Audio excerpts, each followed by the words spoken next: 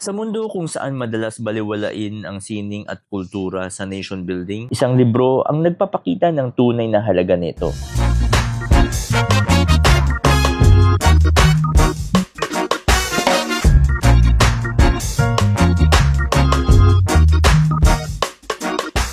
Ito ang Sixth Dimension, Culture-Driven Nation, isang 396-page full-color, hardbound coffee table book na hindi lang isang art collection, kundi ito ay isang advocacy. What will truly help build our nation? Whether or not culture is really the answer that will catalyze and crystallize the security and development of our country. What will answer the question, bakit magulo ang Pilipinas?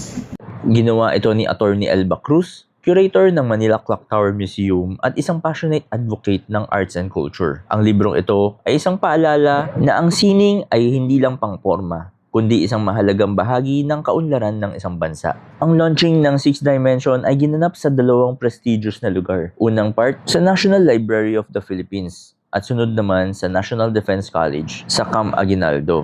Ang mga venue na ito ay sumisimbolo sa mga mensahe ng libro na ang kultura ay hindi lang para sa sining, kundi para rin sa edukasyon, governance, at national security. Few of us know that once upon a time, in the recent past, there was really a burgeoning culture in the Philippines. Sa loob ng librong ito, matatagpuan ang isang koleksyon ng mga makabuluhang artworks na nagpapakita kung paano nagiging bahagi ng governance at nation building ang kultura at sining. Ipinapakita dito na ang creative expression ay hindi lang isang anyo ng pagpapahayag, kundi isang instrumento para sa pagbabago. Para sa akin, hindi lang ito isang libro. Isa itong movement na nagtutulak sa atin na mas pahalagahan ang ating kultura at gamitin ito sa pagpapalakas ng ating bansa. Napaka-espesyal ng librong ito. Hindi lang dahil sa mensahe nito, kundi dahil ilan sa aking mga litrato ay bahagi rin ng koleksyon ito. Kaya naman isang malaking karangalan na maging parte ng isang proyekto na naglalayong itaas ang antas ng sining at kultura ng bansa. Ang pangalawang bahagi ng launch sa National Defense College of the Philippines ay nagbigay diin sa isang mahalagang punto. Ang kultura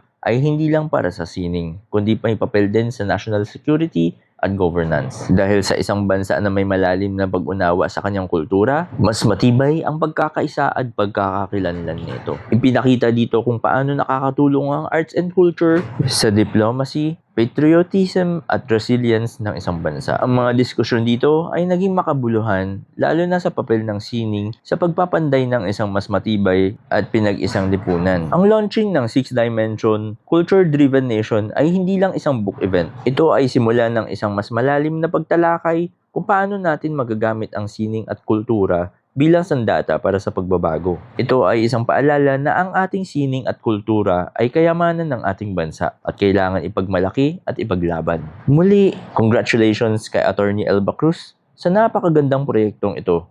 Para sa mga nagnanais malaman ang tungkol sa libro o gustong makakuha ng kopya, tingnan ang mga detalye sa description. Suportahan natin ang ating kultura dahil sa sining, may kwento tayong naipapasa sa susunod na henerasyon. Ang kultura ang kaluluwa ng isang bansa at sa sining, tayo ay nag-iiwan ng legasiya. So what do we leave our children in the next generation?